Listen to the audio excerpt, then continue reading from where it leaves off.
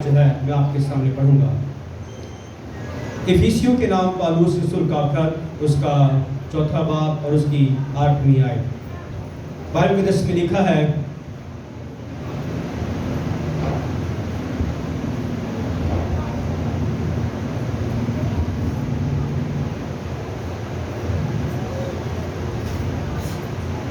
جب وہ آسمان پر چڑھا تو قیدیوں کو اپنے ساتھ لے گیا اور آدمیوں کو انعام دیے۔ پاک کلام کے پڑھے، سنے اور سمجھے جانے پر اس کی برکت ہو۔ خدا کا شکر ہے۔ پچھلے ہفتہ میں اعلان کرنا تھا عید سعود کا، لیکن آپ جانتے ہیں کہ حالات جو ہے وہ ہمیں اجازت نہیں دیتے کہ ہم عبادت جو ہے جمعرات پر دن ہم کر سکتے، کہ آپ جانتے ہیں کہ کام جو ہے وہ ہو رہا ہے، اسی لیے میں نے عید سعود کا جو تھا میں نے اعلان جو ہے میں نے نہیں کیا۔ تو آج موقع ہے کہ میں اور آپ خدا کے کلام میں سے عید سعود کے بارے میں ہم سیکھیں۔ بائبل مقدس میں ذکر ہے کہ جب خداوند یسوع مسیح مر گیا، دفن ہوا اور تیسرے دن کے بعد مردوں میں سے وہ جی اٹھا، تو یسوع مسیح کے جی اٹھنے کے بعد خداوند یسوع مسیح 40 دن تک جو ہے زمینی سفر میں مختلف طرح سے ثبوتوں سے خداوند یسوع مسیح جو ہے وہ اپنے شاگردوں پر، اپنے پیاروں پر جو ہے وہ نمودار وہ ہوتے رہے ہیں۔ اور رسولوں کے اعمال کا اگر ہم مطالعہ کریں پہلے باب کا، پہلی 10 آیات میں، تو وہاں پر لکھا ہے کہ جب اس نے دکھ سہے تو دکھ سہنے کے بعد بہت سے ثبوتوں سے یسوع نے اپنے آپ کو زندہ ان پر کیا کیا؟ ظاہر کیا۔ اور پھر لکھا ہے کہ 40 دن تک جو ہے یسوع ان کو نظر آتا رہا۔ اور آج ہم 40 دن کے بعد والی جو بات ہے اس کے بارے میں سیکھیں گے کہ 40 دنوں کے بعد جو ہے وہ کیا ہوا ہے۔ پالوس رسول اپنے اس خط میں افسس کی کلیسیا کو خط لکھتے ہوئے بیان کرتا ہے کہ جب وہ آسمان پر چڑھا تو قیدیوں کو اپنے ساتھ لے گیا اور آدمیوں کو انعام دیے۔ یہ ایک ہی آیت ہے، اور اس ایک آیت میں سے میرا جو خاص جو مضمون ہے وہ ہے مسیح کا آسمان پر اٹھایا جانا۔ مسیح کا آسمان پر اٹھایا جانا۔ میرے عزیزو، خداوند یسوع مسیح آسمان پر سے نیچے اترے جب وہ بیت لحم کی چنی میں ایک بچے کے ظہور میں وہ آئے۔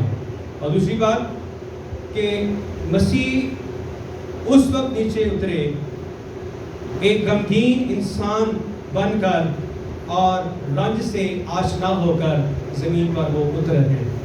اور تیسری بات ہے کہ جب ہمارے گناہ اس پر لاد دیے گئے تو ہم سب جانتے ہیں کہ گتسمنی باغ میں مسیح پر کس قدر تکلیف مصیبت جو ہے اس پر ڈھائی گئی، اور بے شک اس کا سانس پھول گیا، اور سخت درد و کرب کی حالت میں خداوند یسوع مسیح نے اس دکھ کو جو ہے وہ اپنی زندگی میں آنے دیا اور اسے اپنی زندگی میں محسوس کیا، اس بات کے لیے کہ گنہگار جو لوگ ہیں وہ زندگی پائیں اور کثرت سے پائیں۔ اس کے بعد چوتھی بات ہے کہ جب اس نے اپنے آپ کو فروتن کر دیا اور موت بلکہ صلیبی موت کو جو ہے اس نے گوارا کیا، جب اس کا بدن قبر میں رکھا گیا، جیسا کہ پالوس رسول نے فرمایا کہ وہ زمین کے نیچے کے علاقوں میں وہ اترا، تو 3 دن 3 رات جب خداوند یسوع مسیح نے قبر میں گزارے ہیں، تو قبر میں رہ کر خداوند یسوع مسیح نے ایک بڑا کام کیا۔ کیا لکھا ہے کہ زمین کے زیری پتاب والے حصے میں جا کر خداوند یسوع مسیح نے قیدی روح میں جا کر کیا کی ہے؟ منادی کی ہے۔ اگر ہم پہلا پطرس اس کا مطالعہ کریں تو وہاں پر تیسرے باب کی 19 آیت میں ہمیں اس بات کا ذکر ملتا ہے کہ خداوند یسوع مسیح نے زیری پتال کے حصے میں جا کر نوح کے زمانہ کی جو روحیں تھی، جو قید تھی، یعنی گناہ کی قید میں تھی، اور لفظ جو قید ہے اس کا مطلب ہے کہ گرفتار ہونا، پابند ہونا، اسیر یا محبوس ہونا۔ ایک بات ہم لیں گے کہ پابند ہونا، یعنی وہ دشمن شیطان ابلیس کے وہ پابند تھے، اسی لیے ان کی زندگی میں نفرتی اور گناہ بھرے ان کی زندگی میں کام تھے، اسی لیے وہ اس زیریں پتال میں وہ لوگ گرائے گئے۔ اور جیسا کہ ہم سیکھتے ہیں کہ جو پتال ہے اس کے دو حصے تھے، ایک بلائی حصہ اور ایک زیریں حصہ۔ جو بلائی حصہ اور زیریں حصہ ہے، اس کے جو درمیان والا جو حصہ ہے اس میں بہت بڑا گڑھا تھا، اور اس گڑھے کو کوئی بھی جو شخص ہے وہ پار نہیں کر سکتا تھا، لیکن سوائے خداوند یسوع مسیح کے کوئی بھی شخص اس گڑھے کو پار نہیں کر سکا۔ خداوند یسوع مسیح بلائی پتال میں اور زیریں پتال کے حصے میں بھی وہاں پر گئے، اور زیریں پتال میں جا کر نوح کے زمانہ کی جو قید جو روحیں جو تھیں ان میں جا کر خداوند یسوع مسیح نے آسمان کی بادشاہی کو ان کو درس دیا ہے۔ رسولوں کی اعمال کا مطالعہ کریں، متی کی انجیل کا مطالعہ کریں تو بیان کیا گیا ہے کہ مسیح نے اپنی خدمت کا آغاز توبہ کے ساتھ کیا ہے۔ بس تم توبہ کرو اور تم میں سے ہر ایک اپنے گناہوں کا اقرار کرے اور اپنے آپ کو آسمان کی بادشاہی کے لیے کیا کرے؟ تیار کرے۔ میرے عزیزو، اس بات کو ہمیں سیکھنا ہے کہ خداوند یسوع مسیح نے ہمیں آسمان کی بادشاہی کے لیے اس نے ہمیں تیار کیا، اور مسیح نے اسی لیے اپنی جان کا نذرانہ پیش کیا تاکہ ہم سب اس کے مار کھانے کے سبب سے ہم زندگی حاصل کریں اور ہم زندگی کثرت کے ساتھ ہم حاصل کریں۔ یعنی زمینی زندگی کی بات نہیں ہو رہی، بلکہ مرنے کے بعد والی جو زندگی ہے یہ اس کی بات ہو رہی ہے۔ اس کے بعد قبر میں رکھنے کے بعد یقینی طور پر لکھا ہے کہ خداوند یسوع مسیح پاؤں پھٹتے وقت جو ہے مریم مگدلینی دوسری مریم جو ہے قبر پر یسوع کو دیکھنے آئی، اور لکھا ہے کہ یسوع مسیح جو ہے اپنے وعدے کے مطابق مردوں میں سے وہ جی اٹھا۔ اس کے بعد مسیح کی فتح اس کے آسمان پر اٹھائے جانے میں دیکھی گئی ہے، یعنی مسیح کی جو فتح ہے اس کے آسمان پر اٹھائے جانے سے ہمیں نظر آتی ہے، کیونکہ ہمیں پطرس کے خط میں ذکر ملتا ہے کہ کیونکہ ہمیں خون اور گوشت سے ہمیں کشتی نہیں کرنا، بلکہ حکومت والوں، اختیار والوں اور اس دنیا کی تاریکی کے حاکموں اور شرارت کی ان روحانی فوجوں سے جو آسمانی مقاموں میں رہتی ہیں۔ یعنی ہماری جو جنگ ہے یہ تلوار اور ڈھال کی جنگ نہیں ہے، یہ ہماری روحانی جنگ ہے جو ہم روزہ رکھ کر اور دعا کر کے اس جنگ کو ہم جیتتے ہیں۔ اور میرے عزیزو، خداوند یسوع مسیح نے بھی اس جنگ کو خون اور گوشت کے ساتھ نہیں جیتا، بلکہ اس نے اپنی بھاری قدرت کے وسیلہ سے اس جنگ کو اس نے جیتا ہے۔ اس لیے مسیح کی فتح اس کے آسمان پر اٹھائے جانے میں دیکھی جاتی ہے۔ یعنی ایک بھاری ثبوت ہے کہ خداوند یسوع مسیح یقینی طور پر وہ خدا کا بیٹا ہے اور نجات دہندہ بن کر وہ میرے اور آپ کے لیے دنیا میں ظہور پذیر ہوا۔ دوسری بات ہے، مسیح کے آسمان پر اٹھائے جانے نے ہمارے تمام دشمنوں کو شکست دی ہے۔ یقینی طور پر ایسے لوگ لکھا ہے کہ جنہوں نے یسوع مسیح کو چھیدا تھا، انہوں نے بھی یسوع مسیح کا کیا کیا؟ اقرار کیا، اور اب بھی جو اسے چھیدتے آ رہے ہیں وہ بھی دیکھیں گے کہ کس قدر وہ اپنی بھاری قدرت کے وسیلہ سے آسمان سے وہ دوبارہ پھر وہ آئے گا۔ جب وہ آسمان پر چڑھا تو قیدیوں کو اپنے ساتھ لے گیا۔ اب یہ قید میں رہنے والے کون ہیں؟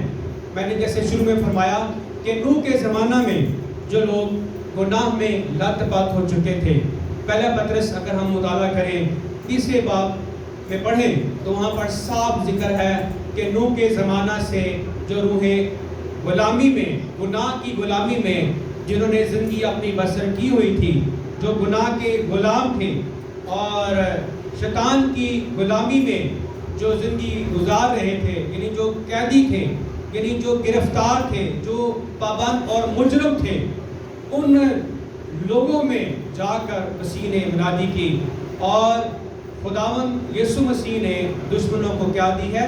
शिकस्त दी है। यकीनी तौर पर हमारी ज़िंदगी में उस वक्त दुश्मन शैतान इब्लीस शिकस्त पा लेता है जब हम खुदावन यीशु मसीह पर ईमान हम ले आते हैं। नूह के ज़माना में उन लोगों ने मसीह पर ईमान रखा।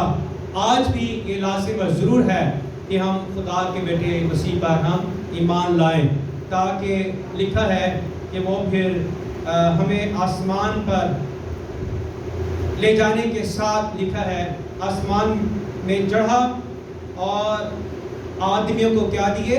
इनाम दिए। इनाम, ऐसे इनाम दिए, लिखा है कि ये उतरने वाला वही है जो सब आसमानों से भी ऊपर चढ़ गया ताकि सब चीज़ों को मामूल करे, और उसने बाज़ को रसूल, बाज़ को नबी, बाज़ को मुबशर और बाज़ को चरवाहा और उस्ताद बनाकर दे दिया। ये उसके इनाम है जो खुदा बाप ने मेरे और आपके लिए उसने तैयार रख दिए हैं। सबसे बड़ा इनाम ये है कि वो कैदियों को अपने साथ आसमान पर वो ले गया।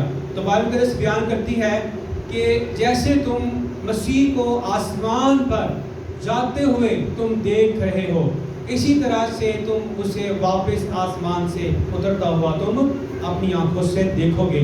और यूहन्ना रसूल इसे इंजीली बयान में यूँ बयान करता है कि तुम्हारा दिल ना घबराए, तुम खुदा पर ईमान रखते हो, मुझ पर भी क्या रखो? ईमान रखो। मैं जाता हूँ और तुम्हारे लिए जगह तैयार करता हूँ, ताकि जहाँ मैं हूँ वहाँ तुम भी हो। मेरे अज़ीज़ों, कोई भी ये शख्स नहीं चाहेगा कि दूसरा जो शख्स है उसकी बराबरी करे। आज हम दुनियावी तौर पर भी देखते हैं कि दुनिया में रहते हुए कोई भी जो शख्स है अपनी जो सीट है, अपनी जो कुर्सी है, अपना जो इख्तियार है, अपनी जो हुकूमत है, वो किसी दूसरे के वो सपुर्द करना नहीं चाहता। आज ख़ानदानों में भी यही बिगाड़ है। हर एक शख्स जो है वो बड़ापन चाहता है, सरबराही चाहता है, हुकूमत चाहता है। अगर मर्द हुकूमत करता है तो औरत कहती है कि मेरी भी हुकूमत होनी चाहिए। माज़रत के साथ मैं आपसे कहता हूँ, अगर माँ बाप में हुकूमत है तो बच्चे ये चाहते हैं कि मेरी जो हुकूमत है वो इस घर में, ख़ानदान में वो होनी चाहिए। लेकिन हम इस बात को जानते हैं कि खुदा ने इंसान को, शोहर को जो है वो घर का क्या बनाया है? सरबराह बनाया है। वो सरबराह है। ये उस सरबराह की बात है कि वो सरबराही को इख्तियार करे या ना करे। सो मेरे अज़ीज़ों, खुदा इंसान की ज़िंदगी में ये चाहता है कि इंसान अपने इख्तियार को वो जाने और समझे। यानी जो इख्तियार खुदा बाप ने हमारे सपुर्द किया है, उस इख्तियार को हम अपने हाथों से जाने ना दें। तो लिखा है कि मसीह ने कहा ताकि जहाँ मैं हूँ वहाँ तुम भी हो। हम इस बात को सीख रहे हैं कि आज अगर कोई पुलपट पर कोई खादम बाहर से आता है तो उससे मिलने के लिए किसी को भी इजाज़त नहीं मिलती। हम जैसे खादमों को भी उनके साथ मिलने की इजाज़त नहीं होती। वो कहते हैं भी सिक्योरिटी है, हमें डर है, हमें खौफ है कि कहीं आप इस खादम को नुकसान ना पहुँचाएं। ज़रा आइए हम मसीह पर नज़र दोहराएं। मसीह का मिजाज कैसा है? पतरस की सास को जब उसने शिफा दी तो लिखा है कि वहाँ पर बहुत बड़ी भीड़ जो है वो लग गई, और खुदावंद यीशु मसीह ने क्या कहा? उसने कहा आओ हम यहाँ से पार चलें। यानी खुदावंद यीशु मसीह ने ज़्यादा हजूम को, ज़्यादा लोगों को पसंद नहीं किया। आज बहुत ज़्यादा अपने आप को प्रोमिनेंट हम समझना शुरू कर देते हैं कि मेरे पीछे 20,000, 30,000, 1 लाख मेरे पीछे लोग हैं। आज खादम भी लोग उसी इंसान को समझते हैं जिसके पीछे 20,000 की तादाद में लोग लगे हुए हैं, और 20,000 में से उनमें चाहे सिर्फ 20 ही लोग बचने वाले हों, बाकी सारे ऐसे ही फक वाला साहब हो। क्यों जी? तो मेरे अज़ीज़ों, हमने लोगों की गैदरिंग पर नहीं आना, हमने सिर्फ इस बात पर आना है कि खुदा ने हमें एक खास नेक मकसद के लिए उसने हमें बुलाया है। मसीह यीशु ने कहा आओ हम इस हजूम को छोड़कर हम पार चलें। आप पूरी बाइबल मुक़द्दस का मुताला करें और जो पढ़ रहे हैं कि जहाँ पर हजूम हुआ यीशु मसीह ने अपने आप को उनसे क्या किया? अलग किया। زیادہ تعداد میں لوگوں کو خداوند یسوع مسیح نے پسند نہیں کیا، اور آج جو ٹرینڈ ہے اور آپ جانتے ہیں کیا ہے، جتنی زیادہ گیدرنگ ہوگی اتنا زیادہ خادم کو درجہ دیا جائے گا اور اتنے زیادہ ڈالر جو ہیں وہ بھی آئیں گے۔ یہ بات غلط نہیں ہے، صحیح درست بات ہے۔ اور میرے عزیزو، ہم نے اس طرف نہیں آنا۔ آج فائنینشلی طور پر جو بڑے بڑے خادم ہیں، بڑے مضبوط ہیں وہ، لیکن روحانی طور پر وہ کیا ہیں؟ خالی ہیں، کمزور ہیں۔ اب جو روح سے بھرے ہوئے ہیں ان کے پاس کوئی تعداد نہیں ہے، اور لوگ انہیں کہتے ہیں کہ جی تاڑے کو تے برکت ہی نہیں ہے۔ وہ بھائی اول میں نے پچھلی دفعہ بھی کہا تھا کہ ان چیزوں سے برکت نہیں ملتی۔ زیادہ ہجوم اکٹھا کر لینا، پیسہ اکٹھا کر لینا، زیادہ اچھی طرح سے زندگی بسر کر لینا، یہ اس کی برکت نہیں ہے۔ اگر آپ انبیاء کو دیکھیں تو وہ کیا کرتے تھے؟ سارا کچھ چھوڑ کر وہ غار میں جا کر رہتے۔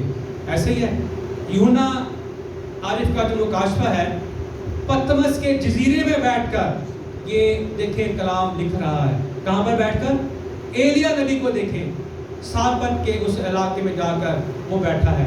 داؤد نبی کو دیکھیں، اپنے بیٹے کے ڈر سے غار میں چھپ کر وہ وہاں پر کلام جو ہے وہ لکھ رہا ہے۔ کلام تو بھرا پڑا ہے کہ شروعات میں آپ ابراہیم کو دیکھیں، کس قدر وہ مال مویشی ان کے پاس تھے، اس کا باپ بڑا رئیس تھا، لیکن اس نے ساری اپنی باپ کی شان و شوکت کو کیا کیا جی؟ توڑ دیا۔ اور کیا کیا؟ مسیح کے پیچھے چلا۔ کیا کہا؟ خدا نے کہا کہ اپنے رشتہ داروں ناطے داروں کو کیا کر دے؟ چھوڑ دے۔ اور اگر آج کوئی ایسا کرتا ہے، بیوی اسے ٹھوکر دیتی ہے، بچے ٹھوکر دیتے ہیں، شوہر ٹھوکر دیتا ہے، تو آج ہم کہتے ہیں کہ میں نے اب زندگی اس کے ساتھ گزارنی ضرور ہے۔ خدا کہتا ہے کہ تو اپنے رشتہ داروں ناطے داروں کو کیا کر دے؟ چھوڑ دے۔ کیوں؟ وہ بے ایمانی میں زندگی بسر کرتے ہیں، وہ گناہ میں رہ کر زندگی بسر کرتے ہیں، وہ اپنی زندگیوں سے بتوں کو توڑنا نہیں چاہتے۔ لیکن میرے عزیزو، ہم اس بات کو سیکھتے ہیں کہ ابراہیم نے سب کچھ جو ہے خدا کے لیے چھوڑ دیا۔ بزرگ موسیٰ فرعون کے محل میں جوان ہوا، پلا بڑا ہوا، اور اس نے اپنے خدا کے لیے سب کچھ کیا کر دیا۔ یعقوب کو دیکھیں، اپنے ماموں لابن کے پاس جاتا ہے، کیا لے کر جاتا ہے؟ خالی ہاتھ، ایک دن کا کھانا لے کر جاتا ہے، اور بھری جھولیاں بھر کر وہاں سے وہ آتا ہے۔ کتنی یہ خوبصورت بات ہے۔ میرے عزیزو، اس نے کہا میں جاتا ہوں، تمہارے لیے جگہ تیار کرتا ہوں، تاکہ جہاں میں ہوں وہاں تم بھی ہو۔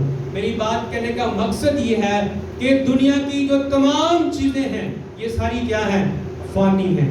یہ تمام چیزیں مٹنے والی ہیں، ختم ہونے والی ہیں، مسمار ہونے والی چیزیں ہیں۔ ہمیں ان پر نگاہ نہیں کرنی، ہمیں ان پر غور نہیں کرنا، ہمیں صرف اپنے کامل کرنے والے یسوع کو تکتے رہنا ہے۔ ہمارے عزیزو، آئیے ہم اس کی مانند بنے جنہیں کوئی جو ہے وہ امید اپنی زندگی میں پائی جاتی ہے۔ یقینی طور پر ہم ایسے لوگوں کی طرح نہ بنے جنہیں اپنی زندگی میں کوئی امید نہیں ہے۔ کیا ہے کہ وہ آسمان پر چلا گیا، اس نے ساؤنڈ فرمایا، اٹھا لیا گیا، اور وہ دوبارہ پھر آسمان سے آنے والا ہے۔ اور جب وہ آئے گا اپنی دوسری آمد میں، تو وہ کن کو اپنے ساتھ لے کر جائے گا؟ وہ ان کو اپنے ساتھ لے کر جائے گا جنہوں نے اپنے جامے برا کے خون سے دھوئے پاک اور صاف کیے ہیں۔ میرے عزیزو، دنیا کے لوگوں کے پاس کوئی امید نہیں ہے۔ دنیا کے لوگوں کے پاس کوئی امید نہیں ہے۔ ہم حاضرہ میں دیکھتے ہیں، فی زمانہ میں دیکھتے ہیں کہ ہم بھی خود بغیر امید کی دنیا میں زندگی بسر کر رہے ہیں، کہ اس ملک کی جو بھاگ دوڑ ہے ہم نہیں جانتے کس کے ہاتھ میں ہے، لیکن خدا جانتا ہے کہ انسانوں کے ساتھ اور موجودہ حکومت کے ساتھ کیا کیا ہوگا۔ لیکن میرے عزیزو، ہم جب مسیحی ہیں تو مسیحوں کے پاس ایک بھاری کیا ہے؟ امید ہے۔ کیا امید ہے؟ ہاں جی، کیونکہ خداوند خود آسمان سے للکار مکرب فرشتہ کی آواز اور نرسنگے کے ساتھ اتر آئے گا، اور پہلے تو وہ جو مسیح میں موئے ہیں، سوئے ہیں، وہ مردوں میں سے جی اٹھیں گے۔ جو مسیح یسوع میں ہیں، اب لکھے جو خداوند یسوع مسیح میں ہے اس پر سزا کا حکم نہیں ہے۔ اب جو مسیح یسوع میں ہیں، اب جب خداوند یسوع مسیح نے ان قیدی روحوں میں جا کر منادی کی تو جتنوں نے لکھے اسے قبول کیا، خدا نے ان کو اپنے فرزند کرنے کا، فرزند کا مطلب صرف آدمی نہیں ہے، فرزند کا مطلب ہے اولاد، اور اولاد کا مطلب ہے بیٹا اور بیٹی۔ اسی لیے یہ قطعاً کہنا نہیں چاہیے کہ صرف آدمی کے بارے میں ذکر ہے۔ میں نے اکثر یہ کہا ہے کہ اکثر پوچھتے جی پرانے عہد نامہ میں آدمی کا ذکر ہے، کیا ہی بھلا ہے وہ آدمی؟ تو میں کہتا ہوں آدمی کا مطلب ہے بنی آدم، ہاں جی، آدم کی اولاد، آدم کے بچے۔ تو بنی جو آدمی سے مراد صرف میل نہیں ہے، فیمل بھی اس میں شامل ہے۔ تو میرے چیزوں وہ آئے گا اور لکھا ہے پھر ہم جو زندہ باقی ہوں گے اس کے ساتھ بادلوں پر اٹھا لیے جائیں گے، اور تاکہ ہوا میں خدا ان کا کیا کریں، استقبال کریں۔ اور لکھا ہے اس طرح ہمیشہ خدا کے ساتھ رہیں گے۔ کتنا بڑا انعام ہے میرے اور آپ کے لیے۔ آئیے میرے عزیزوں، اس انعام کو پانے کے لیے، اس قیدی زندگی سے رہائی پانے کے لیے ہمیں خدا کے بیٹے مسیح پر ایمان لانے کی ضرورت ہے۔ جب آپ اس پر ایمان لائیں گے آپ کو انعام ملے گا، لیکن جب آپ انعام اس پر چاہتے ہیں کہ آپ کو انعام ملے تو آپ اس پر ایمان نہیں رکھنا چاہتے، تو پھر آپ کو انعام کیسے ملے گا؟ اگر آپ کسی فرم میں کام کرتے ہیں آپ کو بونس ملتے ہیں، بھیابت کب ملتی ہے بونس؟ بالکل، آپ کے اس کام پر آپ کو بونس ملتا ہے، آپ کی کارکردگی پر آپ کو بونس ملتا ہے۔ تو خدا بھی ہمیں سال بعد نہیں بلکہ ہر روز وہ ہمیں کیا دیتا ہے؟ بونس دیتا رہتا ہے۔ لیکن شرط کیا ہے کہ ہم اس کے ساتھ کیا رہیں؟ وفادار ہیں، جان دینے تک کیا رہے۔ میں تو یہ زندگی کا یہ سب سے بڑی بات ہے۔ آئیے اس کے لیے ہم محنت کریں، اس کے لیے ہم غور کریں کہ ہم نے اپنے آپ کو تیار کرنا ہے، اور یہ جہان ہمارا نہیں ہے۔ اس دنیا کی تمام چیزیں فانی ہیں، سب چیزیں مٹنے والی، ختم ہونے والی ہیں، لیکن لکھا ہے رہے گا نا صداتی کر وسیلہ، رہے گا جب تلک سورج، کیوں نہ ہم اس کے پیچھے چلیں جس کا نام ہمیشہ تک قائم اور دائم رہے گا۔ سو آئیے اس قید سے رہائی پانے کے لیے، ایک قید ابلیس کی ہے اور ایک قید پولس کہتا ہے کہ میں مسیح کا کیا ہوں؟ اس کی محبت کا میں قیدی ہوں، یعنی اس کی محبت کا میں پابند ہوں۔ قیدی کا مطلب ہے پابند ہونا۔ میں اس کی محبت کا اس قدر پابند ہوں، اس کی شریعت کا اس قدر پابند ہوں کہ مجھ سے باہر کبھی نکل، دنیا چاہے مجھے جو مرضی کہے۔ تو آج اگر آج کسی کو آپ تربیت دیتے ہیں تو لوگ آپ کے کیا رہتے ہیں؟ دشمن۔ سیدھی سی بات ہے، آپ اپنے گھر میں تربیت کر رہے ہوتے ہیں کلام کی، اور وہ گھر میں والے آپ کے دشمن رہتے ہیں۔ مسیح نے کیا کہا؟ ہاں جی، نبی اپنے وطن میں عزت نہیں پاتا۔ وطن پاکستان کی بات نہیں، گھر کی بات ہو رہی ہے، زندگی کی بات ہو رہی ہے، زندگی کی بات ہو رہی ہے کہ نبی اپنے وطن میں عزت نہیں پاتا۔ نبوت کرنے والا، کلام سنانے والا اپنے گھر میں جو ہے وہ عزت نہیں پاتا۔ سو میرے عزیزو، آئیے اگر ہم نے عزت پانی ہے تو ہمیں اس کے حضور راست بازی شاد بانی کے ساتھ ہمیں زندگی گزارنے کی ضرورت ہے۔ آمین۔ خدا آپ سب کو برکت دے، اپنے جلال کی استعمال کرے، اور آخر میں ہم گیت گائیں گے۔